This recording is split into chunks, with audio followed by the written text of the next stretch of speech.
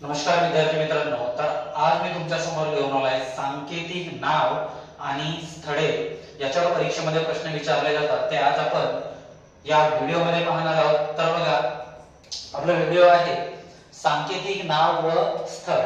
तर बघा, अरबी समुद्राची राणी कोणाला म्हणतात, पाच नद्यांची भूमी कोणाला म्हणतात, भारताचे स्वित्झर्लंड कोणाला म्हणतात, बंगालचे अश्रू कोणाला म्हणतात, पूर्वेचे व्हेनिस कोणाला म्हणतात आणि बंगालचे स्वित्झर्लंड कोणाला म्हणतात हे आपण पाहणार आहोत। तर पहिले आहे अरबी समुद्राची राणी, हे कोचीनला म्हणतात, कोचीन जे केरळ मध्ये आहे। पाच नद्यांची भूमी पंजाबला म्हणतात, पंजाब। त्यानंतर भारताचे स्वित्झर्लंड काश्मीरला म्हणतात, काश्मीरला म्हणतात। त्याच्यानंतर बंगालचे अश्रू दामोदर नदीला म्हणतात, दामोदर नदी।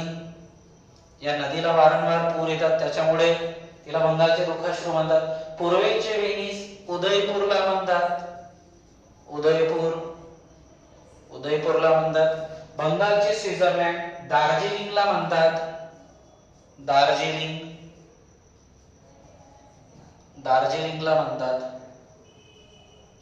तर या प्रकारे सांकेतिक नाव स्थळे परीक्षेला वारंवार विचारले जातात। तर हे तुम्ही वारंवार पहा, लगेच तुमच्या लक्षामध्ये येईल। जर ही ट्रिक आवडली असेल, ही माहिती आवडली असेल आणि चॅनलवर जर नवीन असाल तर चॅनलला लाईक, शेअर आणि सबस्क्राइब करायला विसरू नका। धन्यवाद।